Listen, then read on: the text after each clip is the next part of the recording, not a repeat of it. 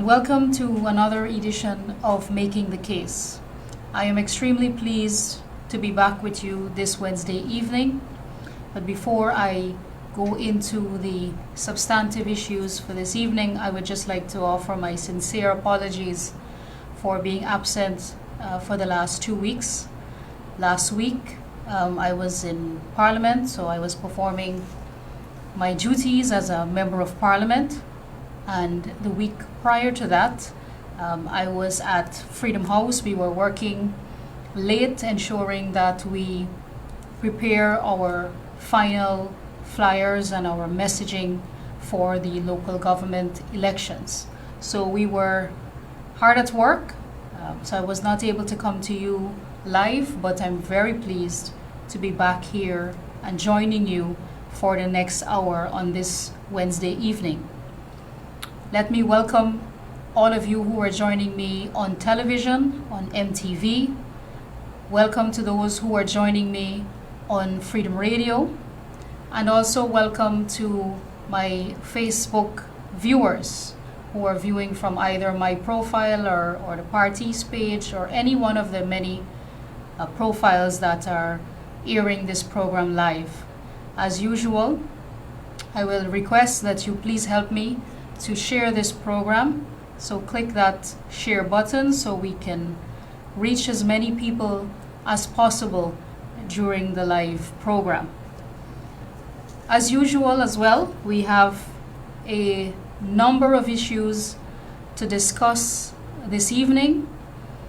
You know, we always take the opportunity here at Making the Case to ensure that we provide you with the facts. We have a fact-based conversation every week, and I like to ensure that all of our viewers, followers, listeners are appraised of all that is taking place in our country, especially now as it relates to the upcoming local government elections.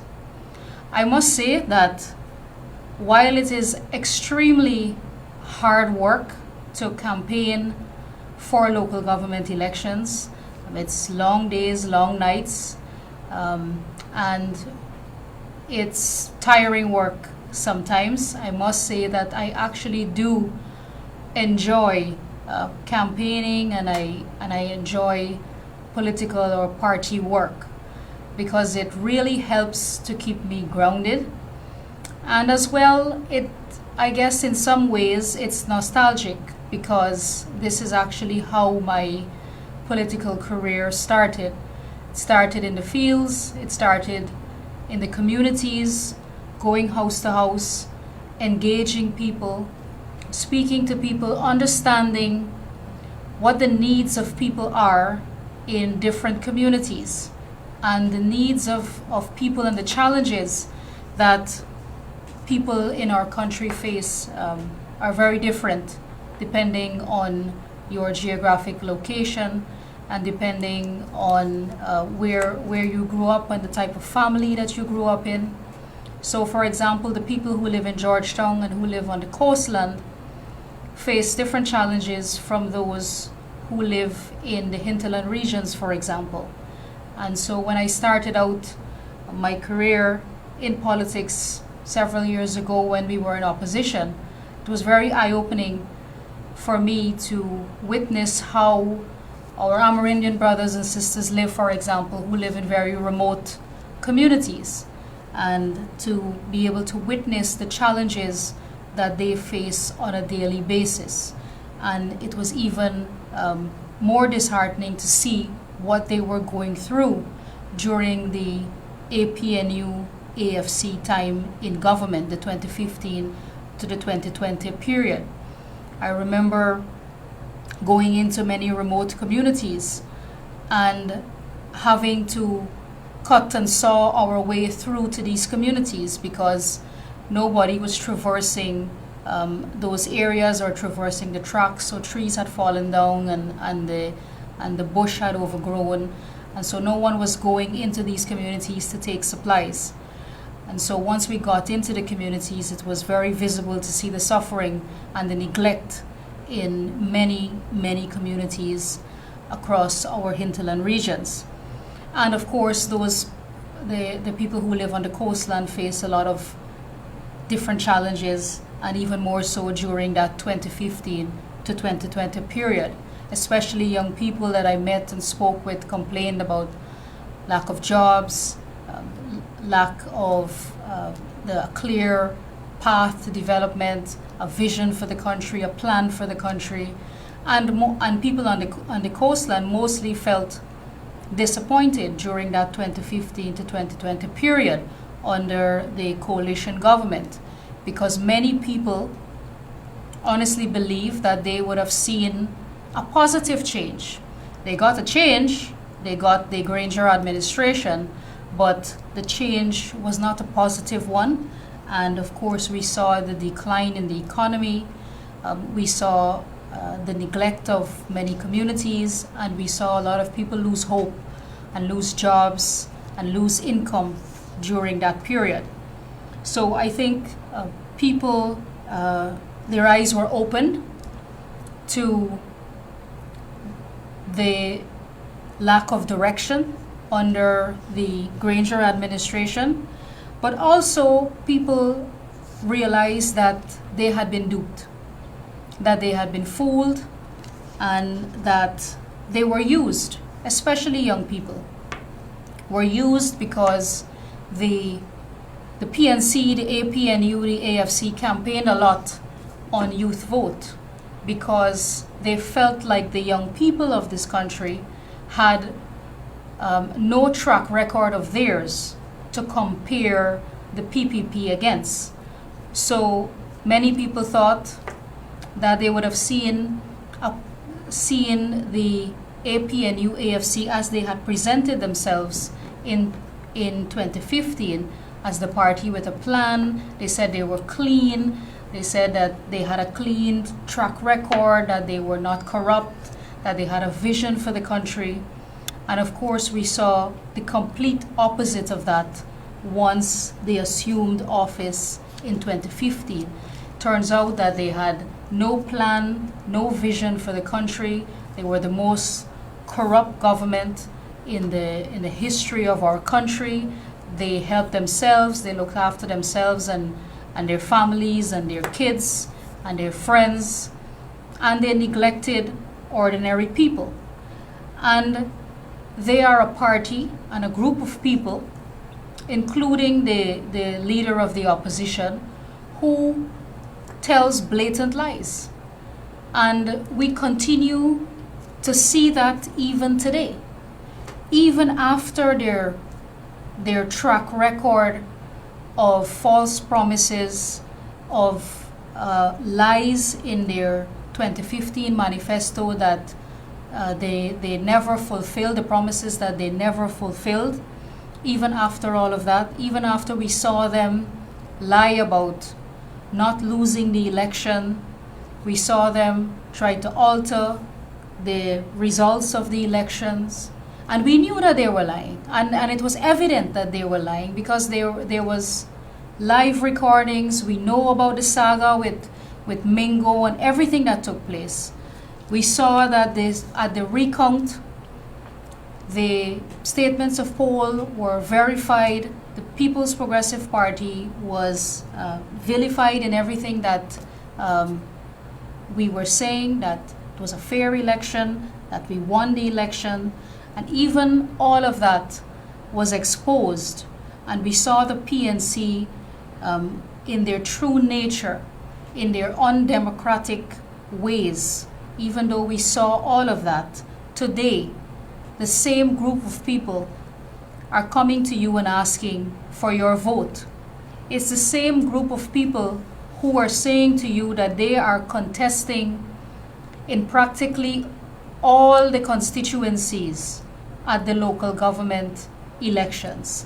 When we fully know, again, and the people of our country know, and it is a fact, that there is a no contest in about 56% of the constituencies across our country.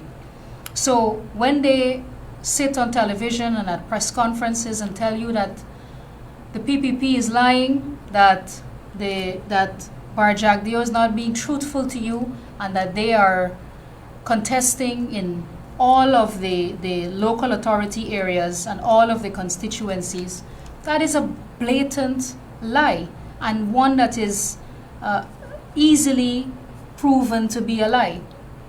So Norton has, up to now, not admitted to not contesting in over 200 of the constituencies, whereas the People's Progressive Party Civic is contesting in all 610 of the constituencies, or all 80 local authority areas. And what is important to note is that we did this even in opposition. So even in 2018, when we were not in government, we competed in all of the local authority areas and in all of the constituencies across our country, even in opposition. So the PNC likes to say that we're using government funds or public funds to campaign and to participate at elections. And that's why it's important for people to know the facts. And that is that even in opposition, we were able to contest in all of the areas because our party has a very large support base that is not concentrated in any particular area. We have supporters and we have voters and people who are interested in engaging us all across this country, because we are not a lazy party. Our party is not made up of leaders that are lazy. We get out there, we go into the communities. It doesn't matter where you live, how far you live, how remote the area is, whether we have to get there by bus or boat or plane, however, or walk, however we have to get there, or on ATVs or a canoe, we will get to where you are and we will bring our message to you. And so it is very, very difficult to campaign in many areas in our country because of the geographic location. But we always come away, I can say for myself that I always come away feeling very accomplished when we are able to travel these distances and to engage people. And people value that. People value that effort, and they are always willing to engage, especially when people are given an opportunity to speak about their own development. And it doesn't matter whether you are highly educated, whether you only have a primary school education, or whether you are completely uneducated. People have their own human instincts, people have common sense, and given the opportunity to speak about their personal challenges and about the development of their communities, people are always willing to spend time with you to enlighten you. And I spend a lot of time, while I speak to people a lot, I spend a lot of time listening to people, because you learn a lot. And who better to tell you about how you can help them than the people themselves?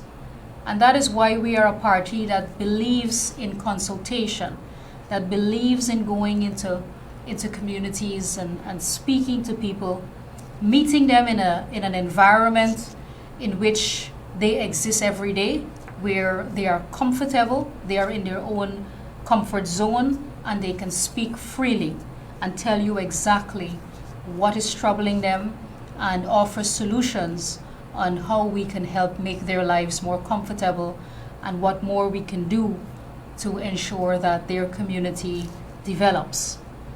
So that is a very important part of political life. We spend a lot of time in government, of course, ensuring that we fulfill our manifesto, that we fulfill our agenda on development and on transformation. But it's very important to balance the time with meeting people, balance our time and and sharing our time with the people of our country and being present in communities. That is very, very important to me. So the APNU's claim of electoral fraud, we saw, of course you all would have heard them. They are the loudest screamers of fraud. Even though we saw their attempt to rig the elections exposed, and we saw that naked attempt to try to alter the results of the elections, they are now today the loudest shouters about fraud. And we saw several cases of intimidation and the efforts by the APNU to divert attention from the fact that they are unable to compete in 56% of the constituencies, and their shortcomings as a party and the shortcomings of the leader of the opposition and the incompetence of the leader of the opposition is on full display. And so they are in front of GCOM every week. I'm not sure if they're there every day or every week, or how often they are in front of GCOM. There's a handful of people, maybe 5 people, who go in front of GCOM to protest against the elections, calling for all kinds of things, new lists, and they're employing all kinds of tactics so as to delay these elections or not to have the local government elections at all. And we've been seeing efforts by them since last year to try to avoid going to these elections. Because, of course, once again, when the people go to the polls on June the 12th, they will again reject the PNC and the APNU. So now they are also, in addition to calling, saying that the PPP is engaging in fraud and casting all kinds of aspersions on our party and all kinds of claims of fraud, they are now launching attacks on the chairperson. And they're saying that the chairperson, Claudette Singh, is constantly voting with the commissioners from the People's Progressive Party Civic. But you know, if you find yourself on the wrong side of the issues constantly, this is what is going to happen. The GCOM chairman, Justice Claudette Singh, is no fool. She understands the issues, and if the PNC commissioners keep proffering positions that are contrary to law, obviously the chairperson has to vote for the right side of the law. And if that means that she is siding with the PPP commissioners, then so be it.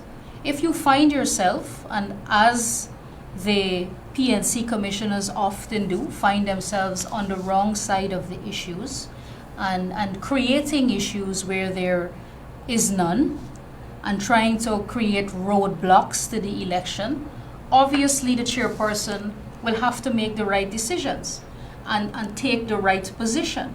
And that would mean voting along the same lines as the PPP commissioners.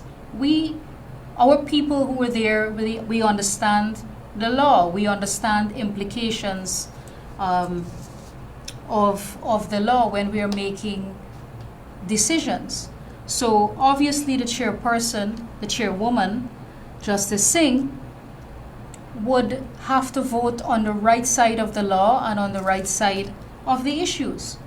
And Justice Singh is no friend or fan of the PPP. She's an impartial person, and we know that she has a track record of, in 1997, when the elections were called early, and she had to issue her decision in the Esther Pereira case, she called for early elections. and the People's Progressive Party Civic was denied 2 years in government.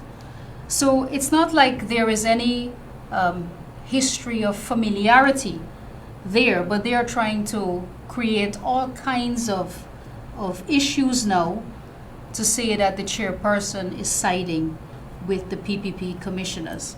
So she has clearly asked for them to bring the facts, as would our party would like to see, and the public would like to see, that if there is evidence of fraud, then the PNC should bring forward their evidence of fraud. And the chairperson has said that they have not brought their evidence. And that is a direct quote from her. They have not brought their evidence. I have not seen anything. They are making allegations. Allegations are not evidence. I used to be a criminal judge and I know evidence. That is a direct quote from Justice Singh on this matter of the PNC claiming that there is fraud, that the PPP is perpetrating fraud at these local government elections. And this is what they do constantly. So they want you to believe them. You must take them at face value with whatever they are saying, and they always refuse to produce the evidence, much like their claim that they won the elections but are yet to produce their SOPs. So I find it both amazing and amusing every time I hear the opposition leader and I hear members of the PNC portray themselves as trustworthy people, when we know that many of them were very active during that period and were very involved in the attempt to rig elections in this country and to see this country turn into a pariah state. So we have to reject them once again at the upcoming local government elections. And I've said to you before, your vote has the power to do two things. It has the power to elect PPP councillors, and it also has the power to reject the PNC and their racist agenda and their rhetoric of racism. And we have to overwhelmingly reject them. That is why it's important for people to come out on June the 12th and to vote for the People's Progressive Party Civic and all our candidates across the country. Because you are endorsing us, you are endorsing progress, endorsing development and transformation in your communities, but you are also rejecting racism with that vote. You're also rejecting the PNC and their race baiting. And you're sending a clear signal to them that you will not allow people in our society, especially leaders in our society, to spew racism and to get away with it. So we have to be very definitive in our vote come June the 12th. We saw as well, if I could move on to another topic, and it's something that we have spoken about since the APNU and the AFC were in office, and that is about the SLED program that was there under the Ministry of Social Protection, I believe, as it was then under the Ministry of Amna Ali. And we raised concerns about the SLED program since the APNU AFC were in government. And now, several years later, when the audits are being conducted into these different programs under the coalition government, we are seeing the proof of what we've been saying all along, that a lot of these programs during the APNU AFC coalition government period, a lot of it reeked of corruption. And I know sometimes we say things and it sounds funny, like Christopher Jones and the barber chairs. And people laugh at it because for a person who held a position that he did as the director of sports, and so for the police to go to his home and find stocks of barber chairs, it's some people find it funny, but it's a very, very serious matter because there's something bigger at play here. And it speaks to the mentality and the practice of the PNC and how low life their behavior can become. And it's a serious issue, and it's a real issue that people have to consider if you are ever thinking about supporting the PNC ever again.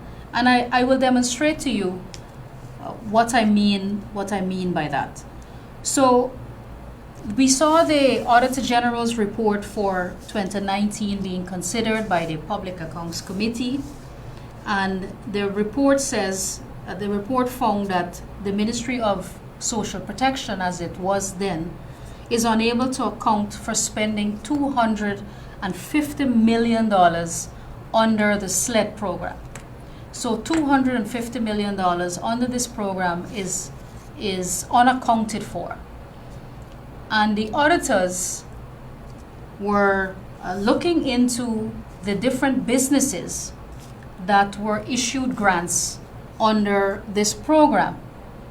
And so they inquired, they went to the location of where these projects were supposed to be located, and they found a lot of ghost entities, which verifies and finds definitively that what we were saying is true, that the SLED program was a slush fund, that it was given to party supporters and in many times taken by the people who were in government themselves. So it didn't benefit ordinary people. They were taking these grants for themselves. They did nothing to help ordinary people. So while the program itself, if they come to you and tell you about how great the SLED program was or what the objectives of the program were, it may sound good in principle, but in practice, it was the complete opposite. And so many of the people who were in government at the time and who held positions, they took these grants for themselves. The ordinary people or the people of our country who genuinely had business ideas and proposals did not benefit from these programs. So we saw a very large article being written in the Stabroek News about the SLED projects, and this article should have been, in my opinion, on the front page of the newspapers. Instead, it was buried on page 12 of the Stabroek News of Monday, May 8th. If the PPP had done this, it would have been all over the front pages of the different newspapers. But this story is on page 12. So we will go into, however, I will go into some of the issues raised in the article that came out of the 2019 Auditor General's report. So it says this, in the audit report seen by this newspaper, that is the Stabroek News, the Beirut Bachelor's Adventure block making facility, which received the sum of $4,136,748, and Bachelor's Adventure Poultry Rearing Facility, which was granted $3,932,410. Both had as their address. So these entities had their address in 4th Street, Congress Place, Sophia. So at the PNC headquarters in Congress Place, Sophia, it said that according to the audit report, when the team and others visited the location, they were asked to leave by PNC leader Aubrey Norton and 2 other individuals. The team, accompanied by 2 staff members from the Region 4 Regional Executive Officer's office, had showed up at Congress Place around 11:30 hours on 29th of November 2022. While they received permission for the visit from officers for the projects and were able to inspect the facilities, the auditors were prevented from interviewing the officers. In the report, they said Norton stopped them. Norton and a few other individuals approached the team and stopped them. That is a direct quote. They then inquired about the reason for the team's presence and the purpose. Personnel from the team of auditors then identified themselves, and Mr. Norton stated that they were never informed of this prior. Then the article goes on. When asked at his last press conference how come the operations are located at Congress Place, Norton said, "You will have to contact Amna Ali for that, because she was there during that time." Now, you really don't know whether to laugh or cry sometimes, because they imagine a government introducing a program like the SLED program to give young entrepreneurs and to give small businesses a grant so that they can have their startup business. And you have members of parliament, so I'm coming to the specific examples just now. You have members of parliament currently. You have a sitting member of parliament now from Region 9, Vincent Henry, MP Vincent Henry, who received a contract to build a multi-purpose building at Katoka Village, Region 9, which he then subcontracted to somebody else, and the project was never completed. That's another example.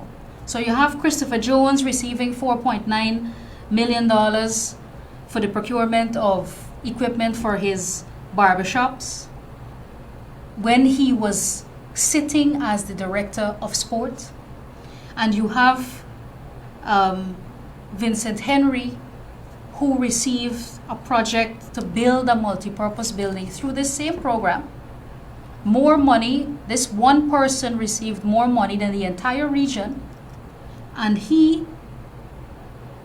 subcontracted this construction, and up to now, to this day, the project is not completed. But these grants were received by these individuals. Then further, one of his sons was a recipient of a grant for the Shulana Village irrigated pasture. That project too was abandoned. So the monies were received and the projects abandoned. And then another son, another one of Vincent Henry's sons, supplied cows to the Katoka Village project. The Katoka Village project is the project that Henry himself had, that Vincent Henry himself had. So his son is the recipient of a grant for a project to supply his project, the father's project, with cows. So this is the kind of incestuous arrangement that we had during the period that they were in government, and it was blatant. And these people didn't care. The APNU, the AFC, the PNC, they didn't care. They were taking public funds and issuing grants, and the grants went to their own leadership. and their own membership. And while we had information to this effect during that time, and we spoke a lot about it, here we have the Auditor General's report of 2019 that was published, that is being considered by the Public Accounts Committee now, showing in fact that these things did happen. And it's important for people to know that these are facts. These are not just politicians scoring points against each other. But this is in actuality what took place during that time. And the impasse of having more than one projects registered to Congress Place. I mean, these people thought that there would be no consequences for any of this. And I guess I can understand why they would think so, because when they got into office, I think it was their plan from the beginning that once they assumed office, that they would never come out of office, because they had every intention of ensuring that every election after 2015, that they would have a hands-on approach to rig each election subsequently. I honestly believe that that was their plan, that they would rig all of the subsequent elections so that they would remain in government for 10, 20, 30, 40 years. And so this is why they acted in this manner, where there was no attempt at cover-up, there was no attempt to shield their actions. It was done openly and blatantly, and with no regard for what the public thinks about this, or how the public or the people of our country would feel about them taking public funds and awarding it to themselves. And then to add insult to injury, when Norton was pressed about this at his weekly press conference, he said that he sees nothing wrong with MPs benefiting from the grant. And he said, in fact, he would consider it discriminatory if they could not benefit. So even now, so even after all of this has taken place and the embarrassment of all of this, Aubrey Norton still defends this. And it is important that people know this because, like I said, it speaks to the mindset of the PNC. So they're not attempting to shield who they are, and people need to be aware of this and to be cognizant of this. They're not attempting to shield who they are or attempting to shield their opinions on these matters. Mr. Norton has said clearly he does not see a problem with MPs benefiting from this grant under his own government when they were in office.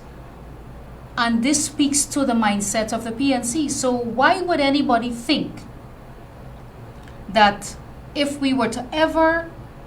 this country were to ever make a mistake again and to put power in the hands of the likes of Aubrey Norton and the PNC, don't ever for a moment think that you would get anything different than you got in the past.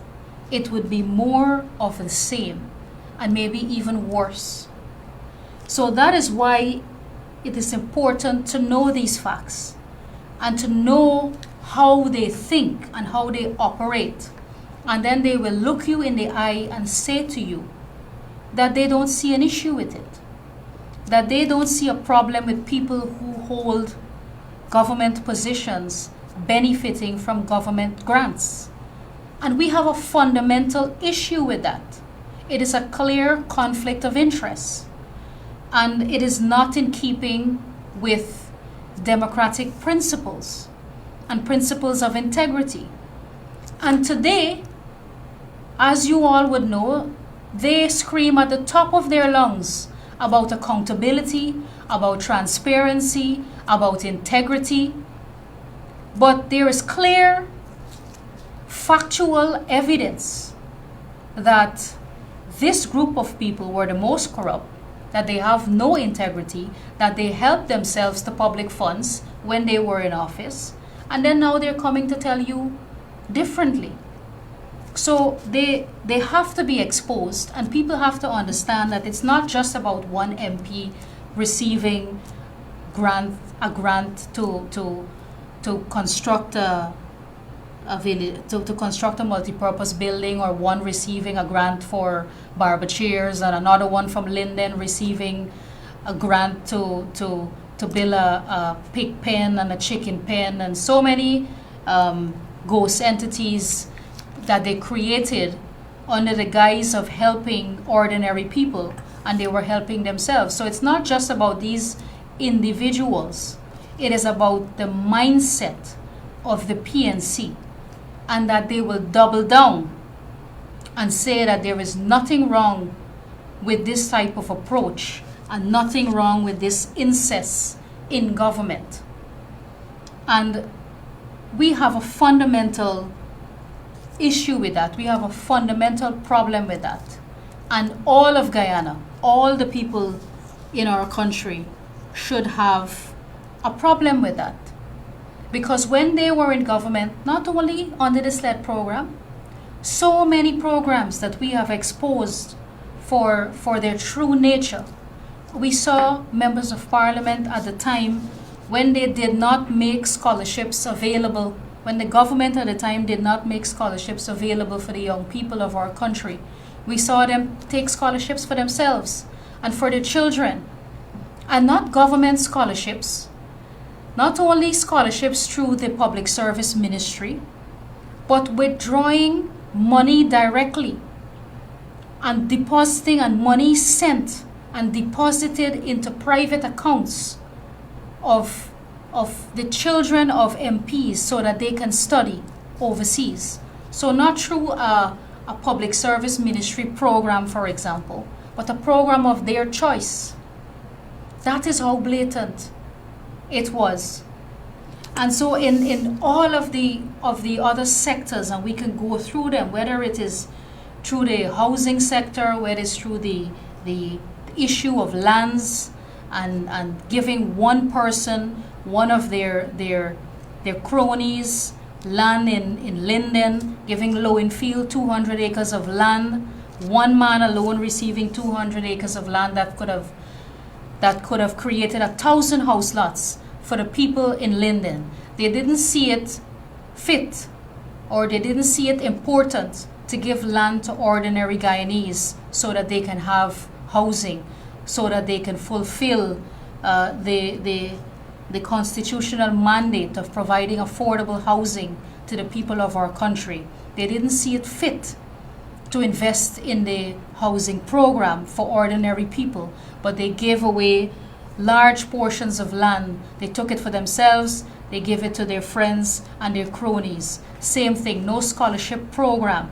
They took scholarships for themselves, their children. They took away the grant from the school children. The $10,000 that they said they couldn't afford, or that was unsustainable. Remember Jordan saying it was unsustainable, or not feasible. It's not fiscally feasible. And taking that away from our school children.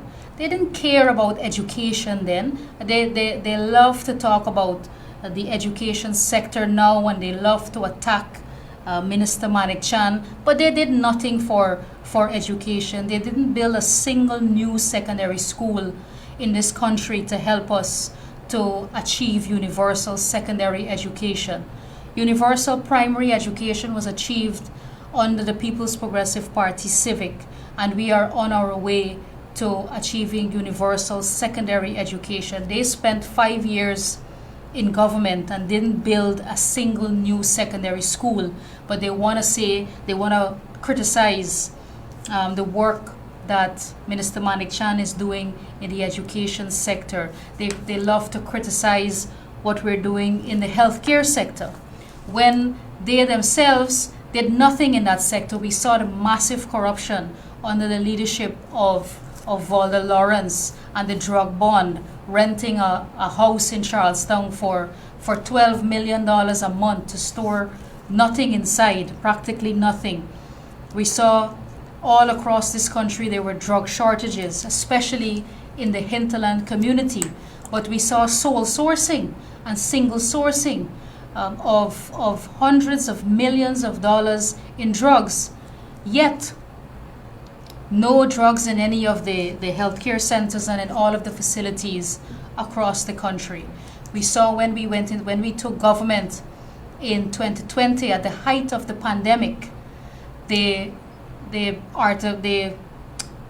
hospital at Ogle that they built, the COVID hospital there at Ogle. We saw just the shell of a building. When we went in there was no equipment, there's no beds, there are no oxygen lines, there was no PPEs when we came into government. So our healthcare service providers were exposed to the virus. So we inherited a healthcare sector that was in a total mess. It was a total disaster. And it was the same for all of the sectors. And now we are seeing we had to pick up the pieces at the height of the pandemic, putting our own selves at risk. And then they criticized us for that too, for going out into communities after we took office in 2020 and going out into communities because we realized that people couldn't wait any longer, that people were already waiting for 5 years to be able to put these people out of government, to be able to cast their vote at a national elections and to be able to put the PNC and the APNU and the AFC out of office. And we really should have gone to elections in early 2019. And we saw them delay the whole of 2019, then eventually having elections in March of 2020, and then hanging on for 5 more months of that year until August. So people were desperate. People were suffering across this country. People lost jobs, they lost their livelihoods, and people were desperate to see a return of the PPP. So when we took office in August of 2020, we didn't have a moment to spare. We had to immediately hit the ground running. We started to implement our first 100-day program. But in addition to that, we had to pick up the pieces. And we had to start to govern and to put things back in order. There was nothing that was in order. There was nothing that was structured. And we had to immediately pick up the pieces to try to put the ministries into order, into some semblance of normalcy, and had to do all of this at the height of the pandemic with no vaccines available. And we had to go out there and risk our own lives, and people risk their lives too, to come to us and to say that we need help and that this or that needs fixing. And thankfully, our government, through the leadership of President Ali, were able to procure vaccines, and we were able to immunize our people and bring our people out of that pandemic. And I think we did very, very well compared to many of the other countries during that time, especially our neighbors like Brazil that saw many, many deaths during that period, and Trinidad, who took very long to procure vaccines. But we were ahead, and we were able to immunize our population. And even then, and even on that issue, they fought us. If you could remember them telling people not to take the vaccines, when they themselves were taking it quietly. All of the members of parliament were on the APNU side, were first in line when the vaccines were offered. All of them got their shots very, very quietly, and then went to Linden and tell the people of Linden not to take the vaccines and that the vaccines are unsafe, putting people's lives at risk It was astonishing to see. And that was, it seems like a long time because we're doing so much on a daily basis and the time is moving so quickly. But all of these things are our recent history. It's our recent past. And sometimes we have to spend a moment and try to remember what we just recently passed through and how the Norton and all of the members of the opposition did nothing to help this country. Did nothing to help this country and to help the people of this country. So when they want to run around the place now and talk about ordinary people, we have to remember this, that they didn't care about ordinary people, and now they're singing the tune about Afro-Guyanese not benefiting under a PPP administration. They didn't care about the development of Afro-Guyanese or people of African descent when they had the power and the opportunity to elevate Afro-Guyanese. Like I mentioned, for example, with what they did in the housing sector. They practically abandoned the housing program because they only allocated lots that were remaining there in existing housing schemes. They didn't put any money to build new infrastructure in new housing schemes. They gave large amounts of land to their cronies. They didn't allocate land for housing. They didn't allocate large amounts of land to people in Linden. They claim to love Linden so much. They spent 5 years in government and distributed less land, less house lots in Linden than we have done in less than 3 years in government. So over the last 3 years, we have allocated more land to the people of Linden than they did for 5 years in government. So imagine the audacity of a party, of the PNC, to talk about ordinary people not benefiting under our administration or Afro-Guyanese being discriminated against when they did nothing to help Afro-Guyanese. They don't love Afro-Guyanese. They use race and they go to communities that they view as their stronghold and they use those people when it's time for elections and when it's time to get people out there to support them. And people are seeing through this, but we have to always keep talking to people to keep reminding them of the bigger picture of a party that says one thing and does another. You cannot trust the PNC. You cannot trust Mr. Norton or any of the members of parliament under the coalition. They are all untrustworthy. They don't care about ordinary people, whether it's Afro-Guyanese or Indo-Guyanese or Amerindians.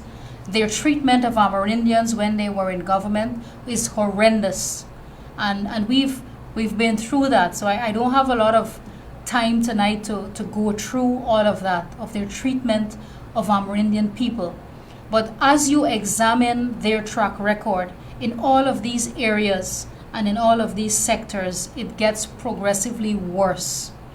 So their track record is non-existent.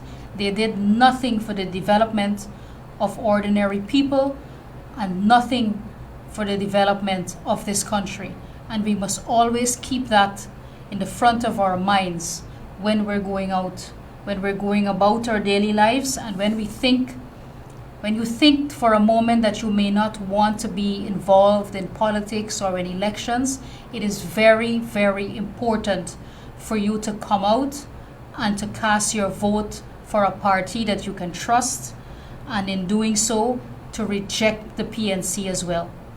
Imagine, I think it was a week or so ago that the PNC launched their local government campaign in Rassville, where they say it's one of their strongholds as well, and they chose that area to launch their local government campaign, and they had about 60 people there, and the 60 people are the people that they took there.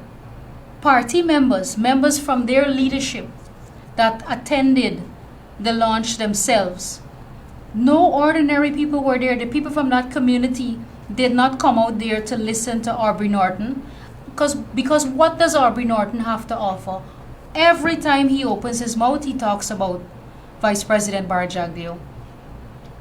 The people already know Vice President Barjagdeo very well. They don't need Aubrey Norton to be speaking about Barjagdeo. They need to know what the PNC is going to do and what the councillors will do at the local government elections if given a chance. What is your plan? Aubrey Norton has none.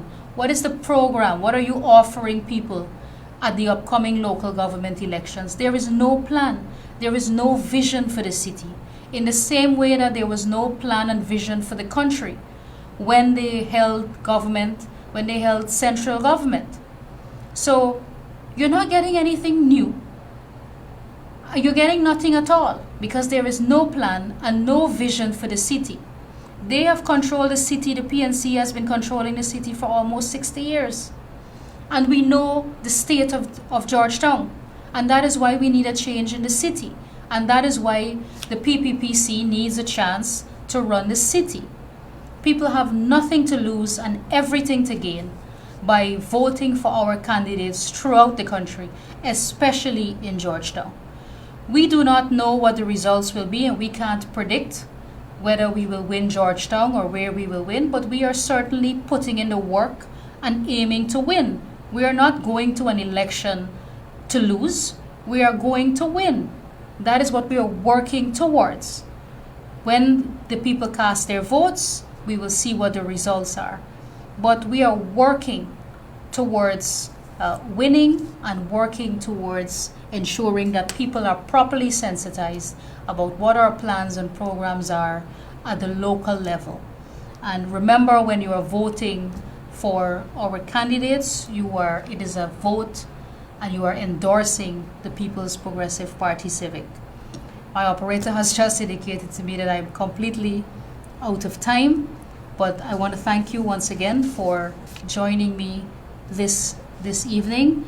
Next week, perhaps I can spend some time to go through our flyer that we are distributing house to house. Many people who are watching tonight may have received the flyer already because our teams are in communities going house to house and taking our message and our program of development. So thank you very much for joining me this evening. Please have a safe rest of the week and join me same time, same place next week. God bless you.